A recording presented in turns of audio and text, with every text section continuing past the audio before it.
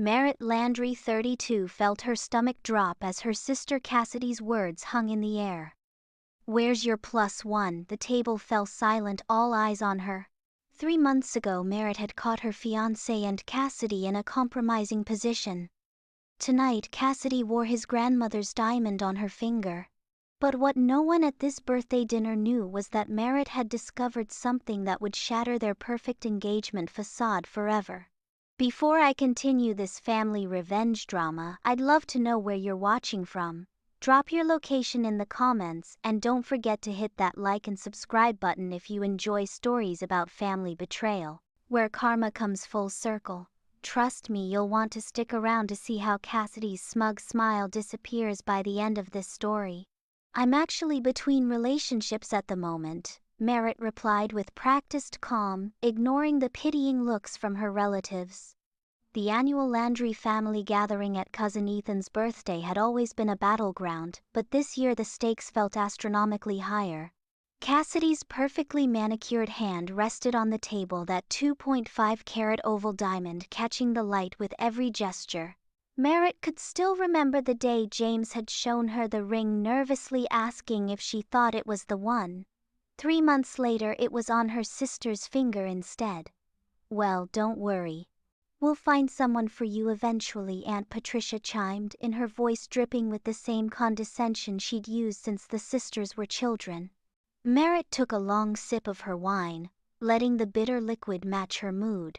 The Landry family had always placed Cassidy on a pedestal. The beautiful one, the successful one, the perfect daughter who could do no wrong. Their parents beamed with pride at every accomplishment: valedictorian, full scholarship to Princeton, corporate lawyer by 30. Meanwhile, Merritt's career as a forensic accountant was deemed interesting at best, her life choices constantly scrutinized and found wanting. "Speaking of relationships," Cassidy interjected, her voice honeyed with false sweetness, "James and I have set a date. June 15th at the Grand Oaks Garden. You'll all be getting your save the dates next week." The table erupted in excitement. Their mother clutched her pearls, already talking about dress fittings and floral arrangements. Their father clapped James on the shoulder, finally getting the son he'd always wanted. No one seemed to remember or care that less than 4 months ago James had been Merritt's fiancé. "Congratulations," Merritt managed, her voice steady despite the anger bubbling beneath her skin. She excused herself to the bathroom, needing a moment to breathe. As she splashed cold water on her face, Merritt stared at her reflection. Her hazel eyes, usually bright and inquisitive, looked dull tonight. Her chestnut hair was pulled back in a sensible ponytail, a stark contrast to Cassidy's salon-perfect blonde waves. For years she'd accepted her role as the lesser sister, the perpetual second place. But something had changed these past few weeks. Working late nights at her accounting firm, Merritt had stumbled across something unusual while reviewing a client's financial records. Normally, she wouldn't have recognized the connection, but this particular set of transactions had caught her attention because of a familiar name: Westlake Development Group, the company James worked for as chief financial officer. What had started as idle curiosity had evolved into a full-blown investigation. Merritt had discovered discrepancies, shell companies, and suspicious wire transfers. She'd been methodically gathering evidence, uncertain what to do with the information. The documents in her apartment safe told a story of embezzlement, fraud, and money laundering, all leading back to James. Merritt returned to the table just as the server brought out Ethan's birthday cake. She plastered on a smile and joined in singing "Happy Birthday," all while watching Cassidy and James from the corner of her eye. They looked perfect together, both tall, blonde, and beautiful, with identical megawatt smiles that charmed everyone they met.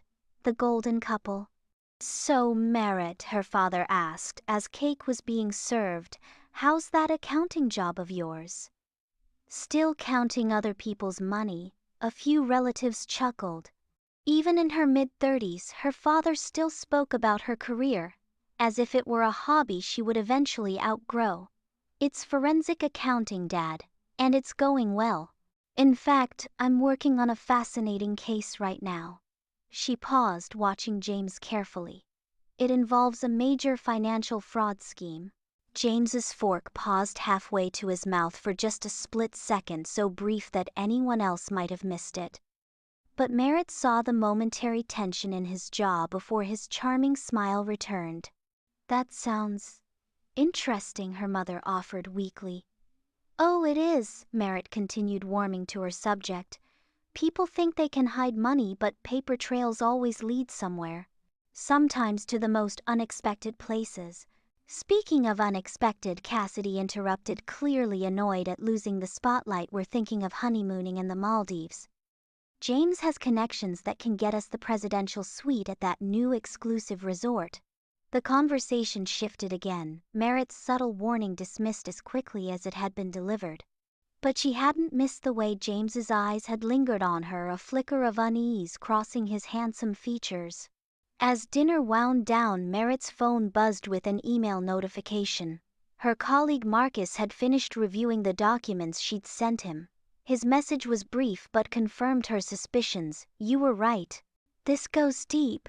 We need to talk Monday." Merritt looked up from her phone to find James watching her, his expression unreadable. She offered him a small, enigmatic smile, one that carried the weight of everything she knew. For the first time that evening she felt a surge of power. The perfect sister might have stolen her fiancé, but Merritt had inadvertently discovered the secret that could destroy them both. As the family said their goodbyes in the restaurant parking lot, James caught Merritt's elbow. "It was good to see you," he said quietly. "You seem different tonight." "Do I?" Merritt asked, looking directly into the blue eyes she had once loved. "I guess some things have changed since we last spoke." "Merritt," he started, his voice low and urgent, but Cassidy appeared at his side, wrapping her arm possessively through his. "Ready to go, babe?" Cassidy asked, throwing a triumphant glance at her sister. "We have that brunch tomorrow with the Prestons." Merritt stepped back, the cool night air filling her lungs. "Enjoy your evening," she said, turning toward her car. "I have a feeling things are about to get very interesting for all of us." As she drove home, Merritt's mind raced with possibilities. For years, she had lived in Cassidy's shadow, accepting her role as the forgotten sister, the responsible one who never quite measured up. But now, with the evidence carefully organized in her apartment safe, she held the power to change everything. The question was no longer whether she would act, but when and how devastating the fallout would be. Monday morning arrived with a thunderstorm that matched Merritt's mood. She navigated through rush-hour traffic with a briefcase full of evidence beside her on the passenger seat. Each document, each bank statement, each transaction record represented another nail in James Westlake's coffin. Marcus Chen, her colleague and the firm's senior partner, was waiting in the conference room when she arrived. His normally cheerful face was serious as he closed the door behind her. "I double and triple checked everything," he said, gesturing to the files spread across the table. "This is major, Merritt. We're talking millions of dollars siphoned through shell companies, false invoices, manipulated accounts, the works." Merritt nodded, unsurprised. She'd spent the weekend meticulously organizing the evidence, connecting dots that painted a damning picture. "And it all leads back to James." "Not just James," Marcus replied, pulling up a document on his tablet. "Look at the signature on this offshore account. Does it look familiar?" Merritt leaned closer, her heart skipping a beat. The elegant script was unmistakable. She'd seen it on birthday cards, holiday gifts, and most recently on wedding invitation samples. "Cassidy," she whispered, "your sister is neck-deep in this, Merritt. These aren't just James's crimes. From what I can tell, she's been helping launder the money through her law firm's client accounts. Very sophisticated work. It would have gone undetected if you hadn't connected the dots." The revelation shouldn't have shocked her yet. Merritt felt the ground shift beneath her feet. She had suspected James's involvement, but Cassidy, her perfect golden sister, the one who had everything including Merritt's fiancé, was also a criminal. "What do we do now?" Merritt asked, her voice steadier than she felt. "Ethically, we're obligated to report this to the authorities," Marcus said, his expression sympathetic. This is serious financial fraud, Merritt. People go to prison for this kind of thing. Prison. The word hung in the air between them. Merritt imagined Cassidy's perfect blonde hair in a prison jumpsuit, her manicured hands in handcuffs. James in a cell, his charming smile useless behind bars. Their June wedding at Grand Oaks Garden replaced by separate sentencing hearings. I need time, Merritt said finally. Just a few days to process this. Marcus hesitated. I understand this is personal for you, but 3 days, Marcus. That's all I'm asking. Then we'll take everything to the SEC and the FBI. After a long moment he nodded. 3 days. But not a word to either of them, Merritt. If they suspect you know they might destroy evidence. Or worse. The warning sent a chill down her spine. She'd always seen James as ambitious and occasionally ruthless in business but never dangerous. Yet people cornered with everything to lose became unpredictable. That evening, Merritt sat in her apartment surrounded by copies of the evidence. Rain lashed against the windows as she tried to reconcile the sister she'd grown up with, competitive and selfish, yes, but a criminal. The woman who had stolen her fiancé was also stealing millions from investors, pension funds, and charitable foundations. Her phone lit up with a text message. Cassidy, Mom wants to know if you're free for wedding dress shopping Saturday. I know it might be awkward, but family is family, right? Family is family. The words mocked her. What kind of family betrayed each other the way Cassidy had betrayed her? Another text followed. Plus, I could use your honest opinion. No one else will tell me if something looks bad. The audacity was breathtaking. Merritt set her phone down without replying, her mind racing. 3 days to decide how to proceed. 3 days to determine the fate of her sister and ex-fiancé. She poured herself a glass of wine and walked to the window, watching lightning split the sky. The storm reflected the turmoil inside her: anger, betrayal, and beneath it all, an unexpected seed of satisfaction. For once she held the power in this twisted family dynamic. Her phone rang. Unknown number. She almost let it go to voicemail, but something compelled her to answer. Merritt Landry, a male voice she didn't recognize. Speaking. My name is Detective Adrian Reynolds, Financial Crimes Division. I understand you're a forensic accountant at Grayson and Chen. Merritt's pulse quickened. Yes, that's correct. I'd like to speak with you regarding an ongoing investigation into Westlake Development Group. Would you be available to meet tomorrow? She gripped the phone tighter. May I ask what this is concerning specifically? I'd prefer to discuss the details in person, Miss Landry, but I can tell you we've been building a case for some time. Your name came up as someone who might have relevant information. Merritt's mind raced. If the police were already investigating, the situation was even more volatile than she'd realized. Yes, I can meet tomorrow. After arranging the details, Merritt hung up and returned to the window. The storm was moving on, leaving a strange calm in its wake. She'd been presented with a choice: help the authorities build their case against James and Cassidy, or warn her sister about the impending investigation. Family is family, Cassidy had texted. But what did that really mean when your family was willing to betray you without a second thought? The next morning, Merritt arrived at the police station 30 minutes early, a USB drive containing copies of her evidence tucked into her purse. Detective Reynolds was a serious man in his 40s with intelligent eyes that missed nothing. Thank you for coming in, he said, leading her to a small private conference room. I understand this might be a difficult situation for you given your personal connections to some of the subjects of our investigation. You know about my relationship with James Westlake, the detective nodded. And your sister Cassidy Landry? We're aware they're now engaged following your broken engagement with Mr. Westlake. That puts you in a unique position. Merritt took a deep breath. I have information that may be relevant to your investigation, she said, placing the USB drive on the table. Financial records showing systematic fraud at Westlake Development. and evidence suggesting my sister's involvement in laundering the proceeds. Detective Reynolds's expression remained neutral, but she could see the interest sharpening his gaze. May I ask why you're coming forward with this, Miss Landry? Given the personal history, the question hung in the air. Was this about justice or revenge? Even Merritt wasn't entirely sure where one ended and the other began. Because it's the right thing to do, she said finally. And because the people who invested in Westlake Development deserve better. As she walked the detective through the evidence, Merritt felt a strange sense of clarity. Whatever happened next, she had made her choice. She couldn't control her sister's actions or James's betrayal, but she could decide how she responded to them. When she left the police station 3 hours later, the spring sun was shining brightly, a dramatic contrast to yesterday's storms.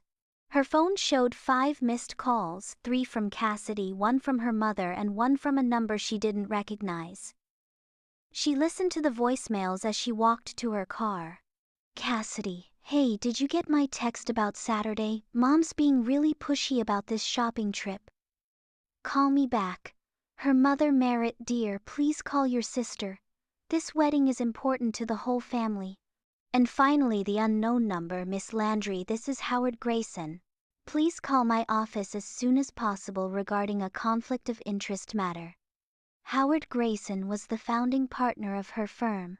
A conflict of interest matter could only mean one thing: someone had discovered her investigation into Westlake Development. Her hands shook slightly as she started her car. Events were accelerating beyond her control now. By the time she reached her apartment, another voicemail had arrived. This one from James himself. Merritt, we need to talk. It's important. Please call me back on this number. Not my usual one.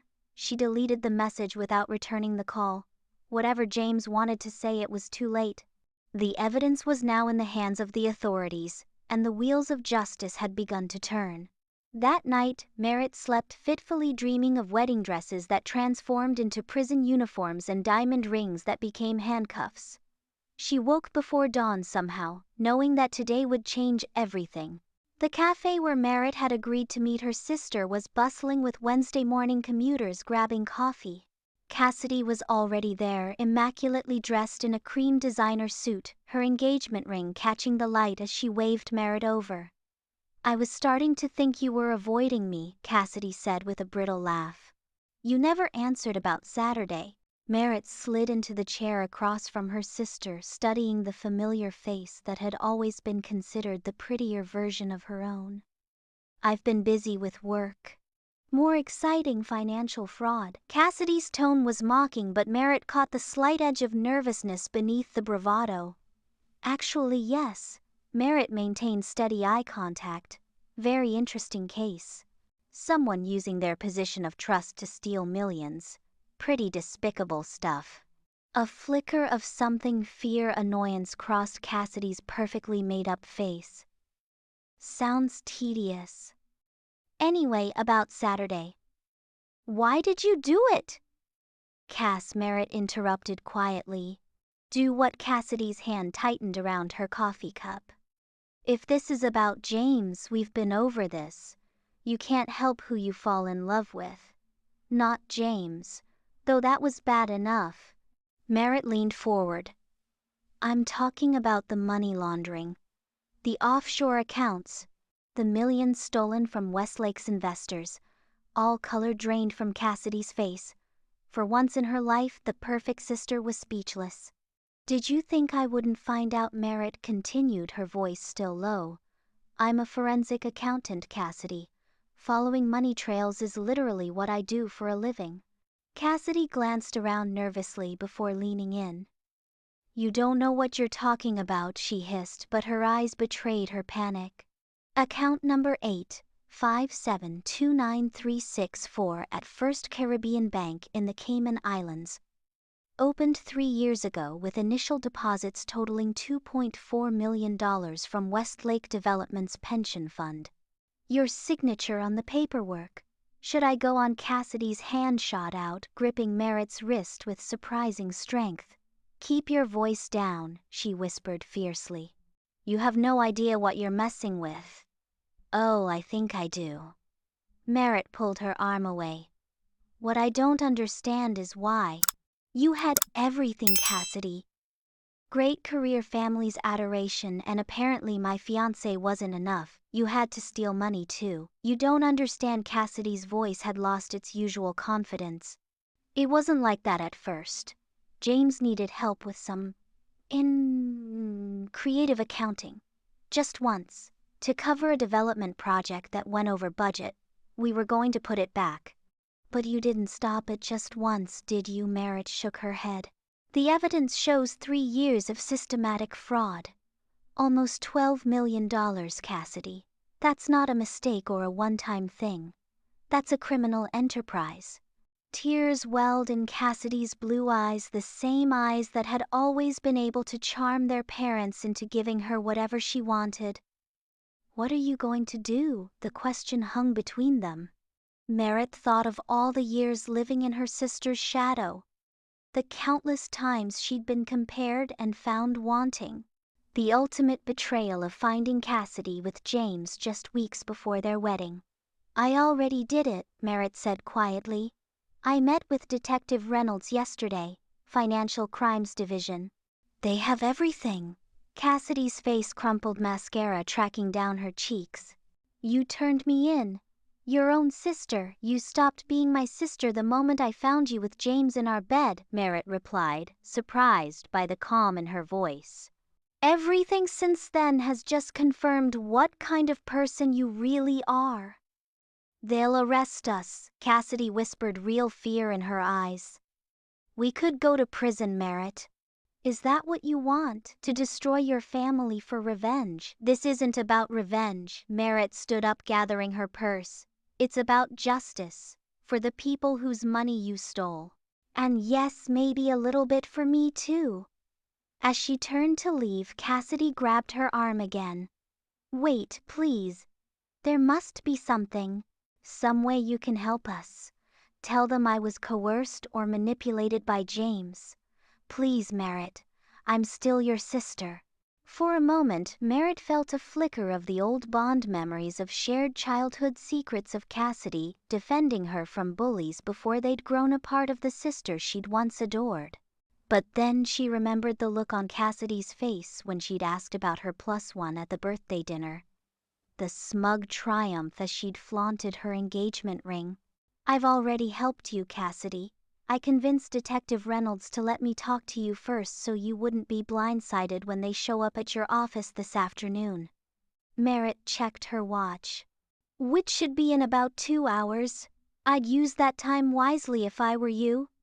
She walked away, ignoring Cassidy's desperate calls behind her. Outside, the spring air felt clean and fresh in her lungs. Her phone buzzed with a text from Detective Reynolds' meeting still on for 2 p.m. Yes, she replied. I'll be there. Back at her apartment, Merritt packed an overnight bag. She'd taken a week off work, planning to stay with her college friend in Boston while the initial fallout happened. She didn't want to be around for the arrests, for her parents' inevitable shock and accusations. They would blame her, she knew, rather than accept the truth about their golden daughter. As she zipped her suitcase, her phone rang. James. Against her better judgment, she answered. What do you want, Merritt? Listen to me. His voice was urgent, none of the charm that had once made her heart race. Whatever Cassidy told you, it's not the whole story. We can fix this, make this go away. It's too late, James. The police have everything. A sharp intake of breath. You went to the police, Jesus, Merritt. Do you have any idea what you've done? Exactly what I should have done weeks ago, she replied. Did you really think I wouldn't find out what you were doing at Westlake? That I wouldn't notice the discrepancies when they crossed my desk at work? It's more complicated than you know, he said, his voice hardening. There are people involved who won't take this lying down. Powerful people. Are you threatening me? I'm warning you, he corrected. For your own good. Because despite everything, I still care about what happens to you. Merritt laughed bitterly. If that were true, I'd have never found you with my sister. Goodbye, James. She hung up and blocked his number, then did the same with Cassidy's. Whatever happened next, she was done with both of them. At 1:45 p.m. Merritt arrived at the police station for her follow-up meeting with Detective Reynolds. The detective was waiting for her, his expression grim. "We have a problem," he said, leading her to the same conference room as yesterday. "Someone tipped them off." Cassidy Landry emptied her office and disappeared around noon. James Westlake was seen leaving the country on a private jet an hour ago. Merritt felt her stomach drop. "What? How I thought you were going to arrest them this afternoon." "We were. But we needed final approval for the warrants, and somewhere in that process information leaked." He ran a hand through his hair in frustration. "We've frozen the accounts we know about, but if they have others we haven't identified yet." "They could disappear with millions," Merritt finished his thought. "And it's my fault. If I hadn't confronted Cassidy this morning, you couldn't have known," the detective assured her. "But this does complicate things significantly." As Merritt drove to the airport for her flight to Boston, her mind raced with questions. Where had Cassidy and James gone? How had they known to run?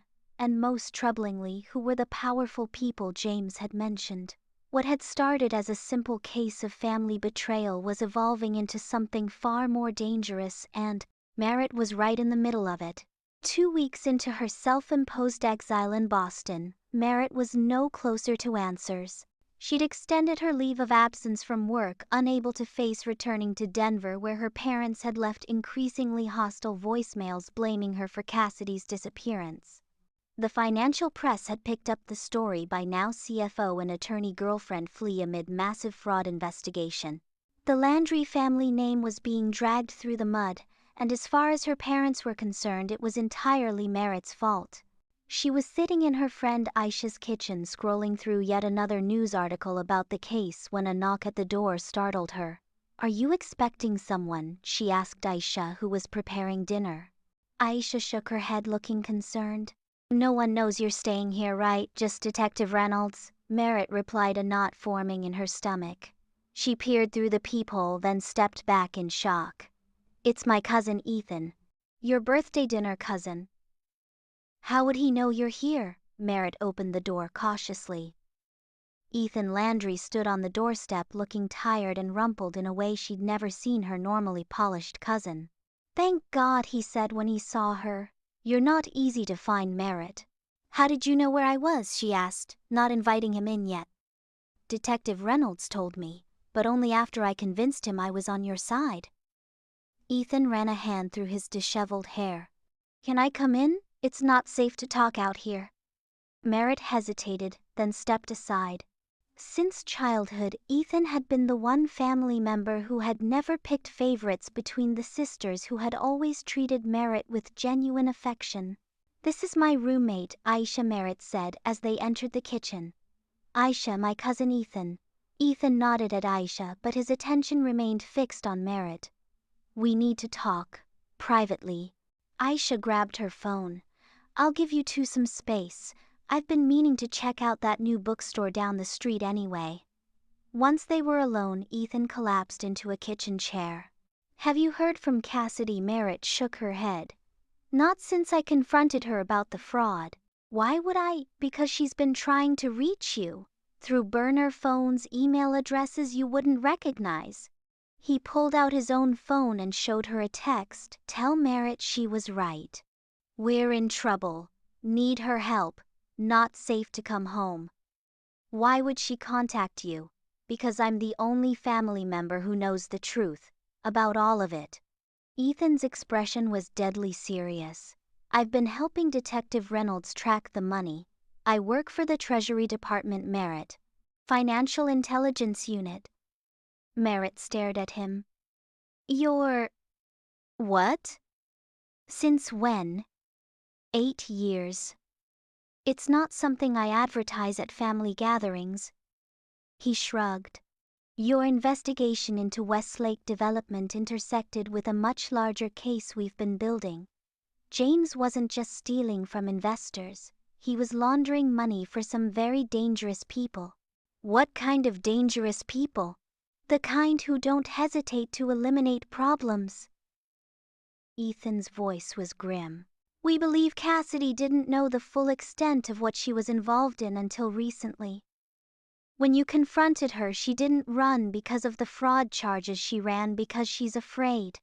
Merritt sank into a chair across from him. James mentioned powerful people when I last spoke to him. Said they wouldn't take this lying down. He wasn't exaggerating. 2 days ago, a body was found in the Cayman Islands. The banker who helped set up their accounts. Ethan's expression was grave. Professional hit made to look like a robbery gone wrong. A cold chill ran down Merritt's spine. And you think Cassidy and James could be next? James definitely. He knows too much. Cassidy, Ethan hesitated. She might have a chance if she cooperates. If we can find her before they do. Why are you telling me this? What do you expect me to do? Help us find her. Ethan leaned forward. Whatever she did to you, and I know it was awful, she's still your sister. And right now she's in way over her head. Merritt laughed bitterly. You're seriously asking me to help the sister who stole my fiancé, humiliated me in front of our entire family, and oh yeah, committed massive financial fraud. I'm asking you to help me save her life, Ethan replied quietly. And possibly your own. My life? What are you talking about? These people are thorough, Merritt. You exposed their operation. You're the forensic accountant who connected the dots. Do you really think they'll just let that go? The implications of his words sank in slowly. Merritt had been so focused on the betrayal, on seeing justice done, that she hadn't considered the wider dangers. What about my parents? Are they at risk too? Ethan shook his head. They're under surveillance, but we don't think they're targets. They don't know anything useful. Merritt stood up and paced the small kitchen. Even if I wanted to help, and I'm not saying I do, how would I find Cassidy? I'm not a detective or a spy. You know her better than anyone, and you understand the financial side. If anyone can predict where she'd go or how she'd move money, it's you. Ethan pulled out a laptop. Plus we have resources, intelligence that might help narrow down the possibilities. For the next hour they pored over financial records, travel data, and communications intelligence. Merritt found herself slipping into the analytical mindset that made her good at her job, setting aside her personal feelings to focus on the puzzle before her. Wait, she said, suddenly pointing at a transaction record. This withdrawal in Zurich. The amount $27,249. What about it? It's our childhood house number followed by my birthday 4 to 9. Cassidy used to use variations of that as her passcode for everything. Merritt studied the date of the transaction. And this was 2 days after she disappeared. This is her, Ethan. She's leaving breadcrumbs. Ethan looked impressed. Can you find any other patterns like this? Merritt dove deeper into the data, looking for Cassidy's digital fingerprints. Slowly, a trail emerged: small transactions in Switzerland, then Italy, each amount encoding a message only Merritt would recognize. She's in Lake Como, Merritt said finally. There's a small villa there where we stayed during a family vacation when we were teenagers. She loved it so much she cried when we had to leave. She pointed to a recent purchase. See this, €18.07. July 18th was the day we arrived there. This is her way of telling me where she is. Ethan was already on his phone, relaying the information to his colleagues. When he hung up, his expression was grim. We need to move fast. Our intelligence suggests the people after James and Cassidy have narrowed their search to northern Italy. What's the plan? Merritt asked, surprised by her own willingness to help. I have a team flying to Milan tonight. We'll extract Cassidy, bring her into protective custody in exchange for her cooperation against the bigger fish. And James. Ethan's expression hardened. James made his choices. And from what we can tell, he's not running with Cassidy anymore. They separated somewhere in Switzerland. He may have sold her out to save himself. The news shouldn't have surprised Merritt, yet somehow it did. So Cassidy is alone, being hunted by these people. Yes. Which is why we need to reach her first. Ethan studied her face. I can't order you to come, Merritt. But having you there might make the difference between Cassidy trusting us or running again. Merritt closed her eyes, thinking of all the pain Cassidy had caused her.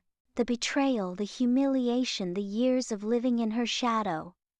By all rights, she should let her sister face the consequences of her actions alone. But family was family. Even when they hurt you beyond forgiveness. When do we leave? She asked, opening her eyes. I know this family revenge drama has you on the edge of your seat. Can you believe Cassidy's secrets run even deeper than we thought? If you're loving the twists and turns so far, take a second to hit that like button and subscribe. I promise the shocking revelations coming in the second half of this story will leave you speechless. Comment below with your predictions. Do you think Merritt should trust Ethan? Will she find Cassidy in time? I'll be reading your theories while I finish this wild family saga. The Italian countryside blurred past the window of their rental car as Ethan navigated the winding roads toward Lake Como. Merritt sat in the passenger seat, jet-lagged and anxious, watching the sun set over the mountains. We're about 20 minutes out, Ethan said, checking the GPS. Our team is already in position, monitoring the villa. No movement detected so far. What if she's not there? Merritt asked. What if I misinterpreted the clues? Then we regroup and try again. But I think you're right about this. Ethan glanced at her. You two may have had your differences, but you understand how she thinks. Merritt stared out at the darkening landscape, thinking about her complicated relationship with Cassidy. Growing up, they'd been both rivals and allies, their bond shifting like the tides, sometimes close enough to share secrets in whispered midnight conversations, other times distant and competitive, vying for their parents' attention and approval. I still don't understand how she got involved in all this, Merritt said. The Cassidy I knew was selfish and opportunistic, but not criminal. Not like this. People change, Ethan replied. Or maybe we never really know anyone completely. Even family. The villa came into view as they rounded a curve. A small, elegant structure nestled among cypress trees overlooking the lake. In the fading light, it looked peaceful, exactly as Merritt remembered from that long-ago summer. It was hard to imagine it now as a hiding place for a woman running for her life. Ethan parked a discreet distance away and cut the engine. We'll wait for my team's all clear. They've been watching the property since this morning. His phone buzzed with a text. He read it, frowning. They've detected only one heat signature inside. Female alone, minimal movement. That's good, right? Merritt asked. Maybe. His expression remained concerned. It could be Cassidy, or it could be someone waiting for her. We need to be careful. As darkness fell completely, they approached the villa on foot, following a path through olive trees that Merritt vaguely remembered from their teenage vacation. Two men in civilian clothes materialized from the shadows. Ethan's team, she presumed. They exchanged quiet words before one handed Ethan a small earpiece. Here's the plan, Ethan said, turning to Merritt. You go to the front door alone. If it is Cassidy, she's more likely to open for you than for strangers. We'll cover all exit points in case she panics and runs. Merritt nodded, her heart pounding. And if it's not Cassidy, then you walk away immediately and we move to plan B. He squeezed her shoulder. But let's hope it doesn't come to that. The gravel path to the front door seemed impossibly long. Merritt focused on keeping her breathing steady as she approached the villa, noticing a faint light behind the curtained windows. At the door, she hesitated, then knocked softly. No response. She knocked again, slightly louder. Cassidy, it's me, it's Merritt. Silence stretched for several seconds before she heard movement inside. Then a voice barely audible. Prove it's you. Merritt leaned closer to the door. The summer we stayed here, you got up early every morning to swim in the lake. You said it was the closest you'd ever felt to flying. The lock clicked and the door opened just enough to reveal Cassidy's face, thinner than Merritt, remembered dark circles under her eyes, her blonde hair tied back in a simple ponytail. Gone was the polished perfection that had always been her sister's armor. You came, Cassidy whispered, her eyes darting past Merritt to scan the darkness beyond. Are you alone? No, Merritt answered honestly. I'm with people who can help you. Fear flashed across Cassidy's face. I can't trust anyone right now. Not even me, Merritt asked. After you left me those breadcrumbs to find you, Cassidy's shoulders sagged slightly. I didn't know who else to turn to. She stepped back, allowing Merritt to enter the dimly lit villa. Inside the space was sparse but elegant, much as Merritt remembered, though now it was cluttered with evidence of Cassidy's hasty occupation, half-empty water bottles, a laptop open on the coffee table, a duffel bag spilling clothes onto an antique chair. You're in danger, Merritt said without preamble. The people James was working with, they're looking for you both. I know. Cassidy hugged herself, suddenly looking very young and frightened. James told me everything before he disappeared. What we were really involved in, who was really behind Westlake Development, and what was that exactly? Cassidy glanced nervously at the windows. Can we trust the people you came with? Really trust them? Yes, Merritt said firmly. My cousin Ethan works for the Treasury Department. Financial intelligence. They want to bring you in safely, Cassidy. Put you in protective custody in exchange for your testimony.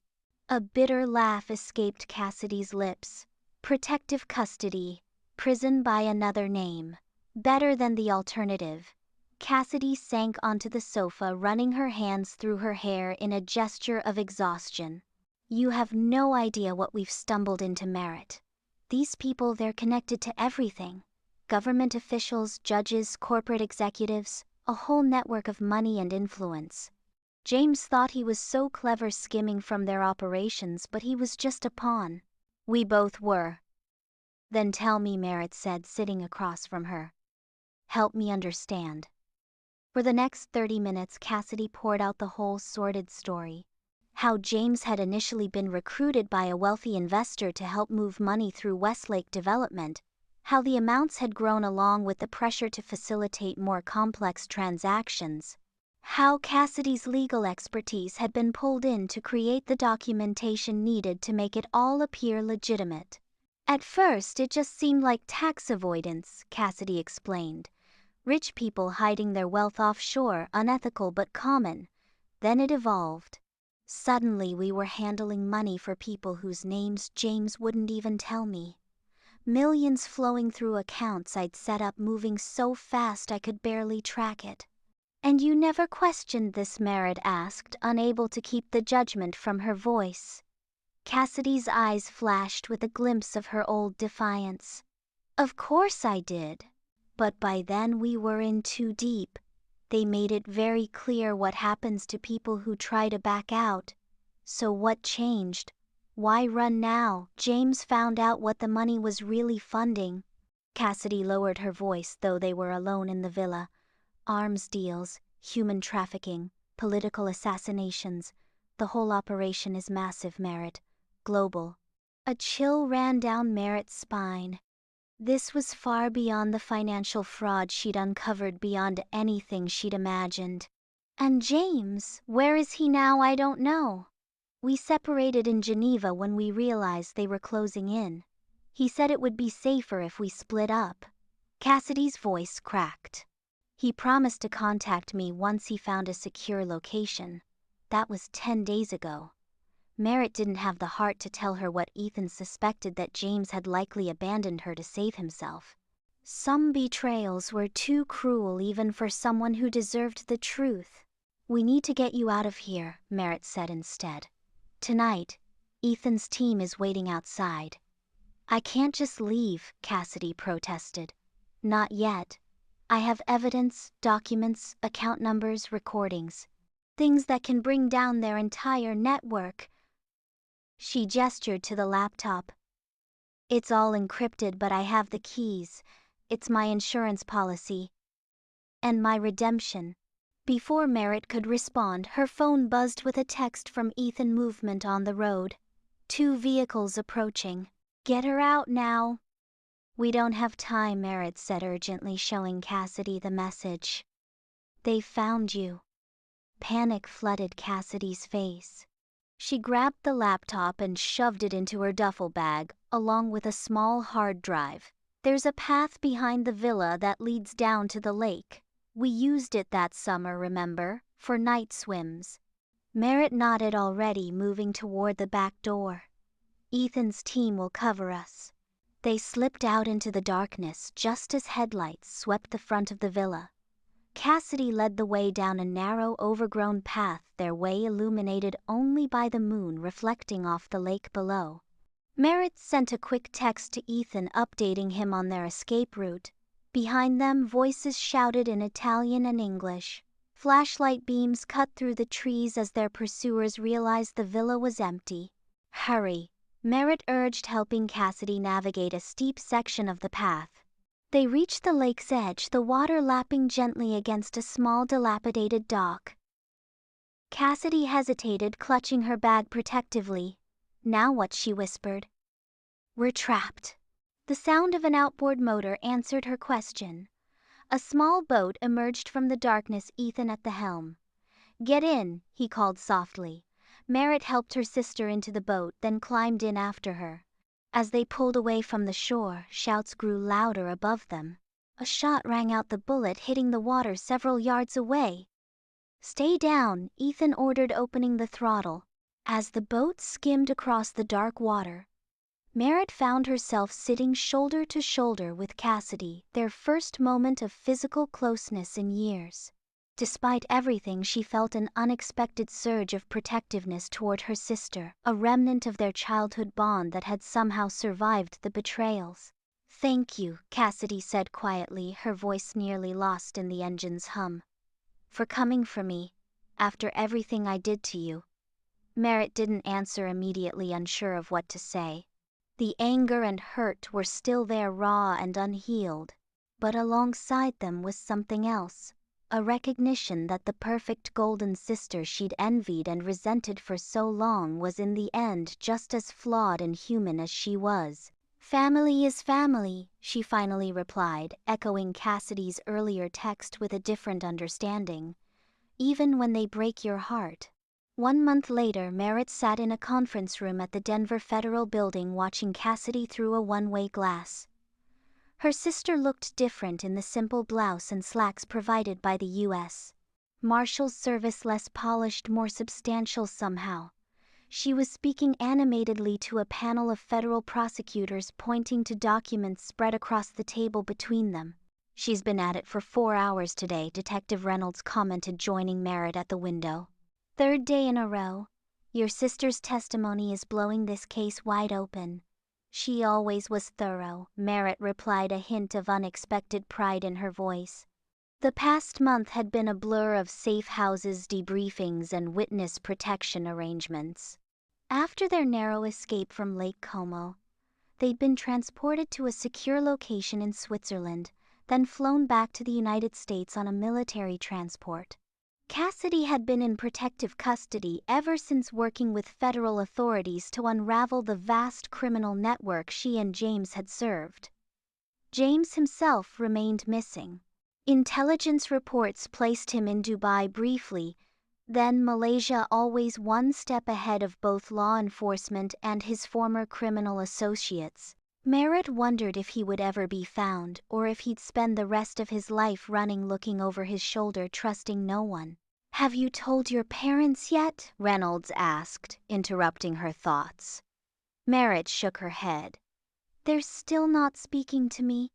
They think I betrayed the family by reporting Cassidy's mistake to the authorities. They'll understand eventually, once the full case becomes public. Maybe, Merritt said, though she doubted it. Her parents had spent a lifetime seeing what they wanted to see in their golden daughter. That kind of willful blindness didn't dissolve easily, even in the face of overwhelming evidence. The door opened and Ethan entered, looking tired but satisfied. They're wrapping up for today.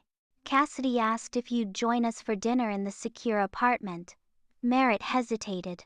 Her relationship with Cassidy remained complicated, a tangle of old resentments and new understandings, betrayal and fragile trust. They weren't friends exactly, but they weren't quite enemies anymore either. I'll come, she decided. But I can't stay long. I have an early meeting tomorrow. The secure apartment was actually a penthouse in a building owned by the government, its luxury at odds with its purpose as a temporary prison for a cooperating witness. Cassidy was already there when they arrived, having been transported separately for security reasons. Successful day, Ethan asked, setting down the takeout containers they'd brought. Cassidy nodded, helping to distribute plates and utensils. We identified 3 more shell companies connected to the network. And I remembered details about a meeting in Singapore that connects everything to Senator Hargrove's foundation. Merritt raised her eyebrows. Senator Hargrove. The one running for president. Former Senator Hargrove, soon, Cassidy replied grimly. His charitable foundation was laundering money for the entire operation. He's finished once this goes public. They ate in relative silence for a while, the weight of the case hanging over them. Finally, Cassidy set down her fork and looked directly at Merritt. I've been thinking a lot about what happens after this, she said. Once my testimony is complete and the trials begin. Witness protection, I assume, Merritt replied. Cassidy nodded. New identity, new location. Starting over completely. She took a deep breath. Before that happens, there are things I need to say to you. Things I should have said a long time ago. Ethan stood up. I should give you two some privacy. No, Cassidy said quickly. Stay. You're family too, and I've hurt you both with my actions. She turned back to Merritt, her eyes clear and direct in a way they rarely had been before. I'm sorry, Merritt. Not just for James, though, that was unforgivable. I'm sorry for all of it, for the competition, the put-downs, for making you feel less than your entire life. Merritt stared at her sister, caught off guard by the directness of her apology. I was jealous of you, Cassidy, continued softly. You've always been the smarter one, the one with real substance. I knew it even when I pretended otherwise. Everything I achieved, the grades, the career, the social status, it was all to prove I could compete with your natural intelligence and integrity. That's not how I saw it, Merritt said, finding her voice. You were the one everyone admired. The perfect daughter. Perfect on the surface, empty underneath. Cassidy's smile was sad. It's taken losing everything to realize how little any of it actually meant. The awards, the designer clothes, the social status, none of it matters when you're running for your life. Merritt didn't know how to respond. For so long she'd defined herself in opposition to her sister, the responsible one, the honest one, the overlooked one. Who was she if not Cassidy's plainer, more serious counterpart? I don't expect forgiveness, Cassidy added when Merritt remained silent. What I did with James, there's no excuse. I just want you to know that I understand now how much I hurt you, and I'm truly sorry. The words hung in the air between them, inadequate yet necessary. What about James? Merritt finally asked. Do you love him? Cassidy laughed bitterly. I thought I did. Or I convinced myself I did to justify what we were doing. But real love doesn't abandon you in Switzerland when things get difficult. He left you, Merritt said, confirming what she'd suspected. With nothing but a note saying he'd be in touch when it's safe. Cassidy shook her head. He used me just like he used you. The difference is you were smart enough to see through him eventually. I was just so determined to win, to take something that was yours, that I didn't care about the cost.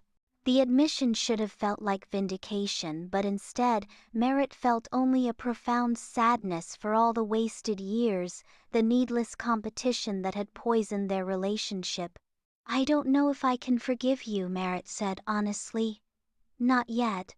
Maybe not ever completely, but I am trying to understand.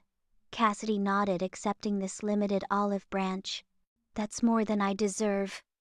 After dinner, as Merritt prepared to leave, Cassidy handed her a sealed envelope. Would you hold on to this for me? It's a letter for Mom and Dad. I'd like them to have it once everything becomes public.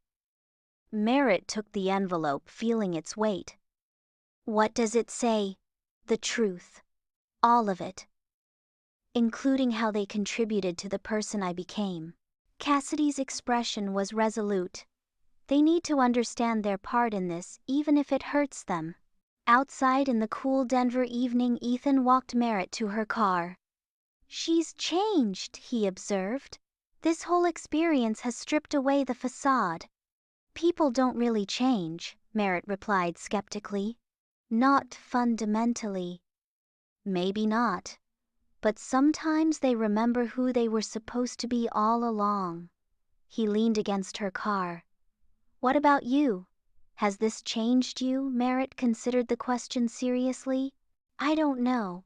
I've spent so long defining myself in relation to Cassidy being her opposite, her shadow. I'm not sure who I am without that dynamic. Maybe that's the silver lining in all this chaos, Ethan suggested. You both get to find out who you are, without the weight of your old relationship. As Merritt drove home, she thought about identity and reinvention. In a few months, Cassidy would disappear into witness protection, becoming someone new. But in a way, Merritt was facing her own kind of reinvention, learning to exist not as the other sister, but simply as herself. The next morning brought news that shifted everything again. Merritt was preparing for work when her phone rang. Ethan. Turn on the news, he said without greeting. Now. She fumbled for the remote, switching to a 24-hour news channel. The headlines scrolling across the bottom of the screen made her blood run cold. Breaking body of American financier found in Malaysian hotel, apparent suicide. The anchor's voice filled her living room. James Westlake, former CFO of Westlake Development Group, and subject of an international manhunt in connection with a massive money laundering scheme, has been found dead in Kuala Lumpur. Authorities report that Westlake appears to have died from a self-inflicted gunshot wound. A note found at the scene reportedly reads, "I was in too deep, there's no way out." Is it really him? Merritt asked Ethan, her voice barely a whisper. Preliminary ID confirms it. They're running DNA to be certain, but all indications point to yes. Ethan sounded grim. The question is whether it was really suicide. You think they found him, it's possible. Or he realized he'd run out of options. Ethan paused. Cassidy's been informed. She's processing. Merritt thought of her sister alone in that luxurious prison, receiving news of her former lover's death. Despite everything, she felt a pang of sympathy. I'll come see her this evening, she decided. After work. But when she arrived at the secure apartment that night, it was to find chaos, federal agents talking urgently into phones, Ethan pacing the hallway, his expression thunderous. What happened? She demanded, grabbing his arm. She's gone. He ran a hand through his hair in frustration. Cassidy slipped away during the transfer back from today's debriefing session. Used some kind of distraction in the parking garage. By the time the agents realized what was happening, she disappeared. Gone? How is that possible? I thought she was under constant surveillance. She was. But your sister is resourceful, apparently. His laugh held no humor. The working theory is that she had this planned as a contingency all along. James's death must have triggered it. Merritt felt a cold certainty settle in her stomach. She's running. The question is why, Ethan said. She was safe in protective custody. The case against her was likely to be minimized in exchange for her cooperation. Why run now? Merritt thought of Cassidy's words the previous night, her apology, her apparent remorse, the letter for their parents. Had it all been manipulation, a final act in her lifetime performance of the perfect daughter, the perfect sister? Or was there something else at play? I need to check my apartment. Merritt said suddenly. Now. Your apartment. Why, just a hunch. 20 minutes later, they pulled up outside Merritt's building. Nothing seemed disturbed as they entered her apartment until Merritt went straight to the kitchen drawer where she'd placed Cassidy's letter to their parents. The envelope was gone. In its place was a different one, addressed simply to M. With trembling fingers, Merritt opened it, unfolding a single sheet of paper covered in Cassidy's elegant handwriting. Merritt, by the time you read this, I'll be gone. James's death wasn't a suicide, it was a message. They're showing me what happens to people who betray them no matter how far they run. Witness protection won't save me from people with this kind of reach. So I'm taking matters into my own hands. The evidence I've gathered doesn't just incriminate the network, it provides a path to the one thing they truly care about, their money. Billions hidden in accounts around the world. I've always been good at following money, a talent we share. I'm sorry for the pain I've caused you. You deserved better from me, from our parents, from everyone. Maybe in another life we could have been the sisters we were meant to be. Don't look for me. It's safer for both of us this way. But know that in my own way I'm finally doing something right. The truth will come out one way or another. C.P.S. Check your email. I've sent you something you might find interesting. Consider it my way of making amends, however inadequate. Merritt handed the letter to Ethan, then pulled out her phone to check her email. There, from an anonymous address, was a message with a single attachment, a detailed financial report showing a transfer of $5 million to an offshore account in Merritt's name. She's using their own money against them, Merritt whispered. And she's giving me a share. This complicates things, Ethan said, his expression unreadable. That money is evidence in an ongoing federal investigation. Merritt looked at him steadily. Are you going to report it? For a long moment he was silent, the conflict evident in his eyes. Finally he sighed. I didn't see any email, and this conversation never happened. Thank you, Merritt said softly. As Ethan left to update his team on their fruitless search of her apartment, Merritt stood by the window looking out at the Denver skyline. Somewhere out there, Cassidy was starting a new life, not the one the federal authorities had planned for her, but one of her own making. The sister who had tormented her, betrayed her, and ultimately tried in her own flawed way to make amends was gone. Whether out of genuine remorse or calculated self-preservation, she had given Merritt a final gift: freedom. Financial freedom, yes, but also freedom from the shadow that had defined her life for so long. The perfect sister was gone, and in her absence, Merritt could finally become whoever she wanted to be. 6 months later, Merritt stood on the balcony of her new beachfront condo in San Diego, watching the sunset paint the Pacific Ocean in shades of gold and crimson.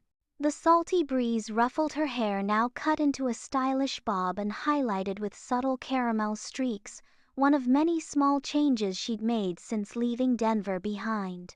After careful consideration and extensive consultation with a discreet financial advisor, she'd used Cassidy's gift to start fresh. She'd resigned from her accounting firm, sold her apartment, and moved to a city where no one knew the Landry name or the scandal attached to it. The majority of the money remained untouched in investments, her natural caution preventing her from drawing attention with lavish spending. Instead, she'd used a portion to open her own boutique forensic accounting firm specializing in helping small businesses protect themselves from fraud. Her phone chimed with a text from Ethan. Any news? Nothing, she replied. You official investigation stalled. She's a ghost. Cassidy had vanished completely. Despite international law enforcement efforts, there had been no confirmed sightings, no financial transactions that could be definitively linked to her. The press had initially been obsessed with the story, the beautiful attorney who had disappeared while in federal custody, leaving behind a trail of explosive evidence that had led to the indictments of a senator, 3 federal judges, and in Dustby, dozens of corporate executives. The media had painted Cassidy as everything from a criminal mastermind to a helpless pawn, but none of them knew the complex truth of who she really was. Only Merritt understood the contradictions that had defined her sister, the insecurity beneath the confidence, the emptiness behind the achievements, the desperate need for validation that had driven her worst choices. Her relationship with her parents remained strained. They had eventually been forced to accept the truth about Cassidy's crimes, but they still held Merritt partially responsible for her disappearance. If you hadn't turned her in, her mother had said during their last tense phone call, she would still be here. We would still have our daughter. The irony wasn't lost on Merritt. Even now, even after everything, Cassidy remained the daughter they mourned, while Merritt was the afterthought, the one who had somehow failed the family by doing the right thing. But those old wounds didn't sting as sharply anymore. Her worth was no longer measured against her sisters. Her identity no longer defined by that lifelong comparison. For the first time, she was simply Merritt, not the other Landry girl, not Cassidy's sister, just herself. Her doorbell rang, interrupting her reflections. It was probably the neighbor she'd invited over for a glass of wine, a friendly literature professor with kind eyes and an easy laugh. Not quite a date, but perhaps the beginning of something that could become one. Another small step in her new life. As she turned to go inside, she noticed a small package on the side table, something that hadn't been there earlier. Her pulse quickened as she picked it up. No shipping label, no return address, just her name written in familiar, elegant script. With trembling fingers, she unwrapped the package to find a small wooden box intricately carved with a pattern of intertwined trees. Inside was a simple silver bracelet with a single charm, a miniature key. Beneath it lay a postcard showing a tropical beach at sunset, blank, except for a brief message on the back. Some locks are meant to be opened. Some secrets are meant to stay buried. I hope you're finding your way. I'm finding mine. No signature, no clue to the sender's location, but Merritt knew. Somehow, despite everything, Cassidy had found a way to reach out, not to ask forgiveness or to explain, just to acknowledge the unbreakable bond that still connected them, complicated and damaged as it was. Merritt slipped the bracelet onto her wrist, feeling the weight of the tiny key against her skin. Then she tucked the postcard into a drawer and went to answer the door, stepping forward into her new beginning, carrying the past, not as a burden but as a lesson learned and finally accepted. Thank you for joining me on this wild journey of family secrets and unexpected justice. What did you think of that ending? Has karma ever come full circle in your own family relationships? I'd love to hear your stories in the comments below.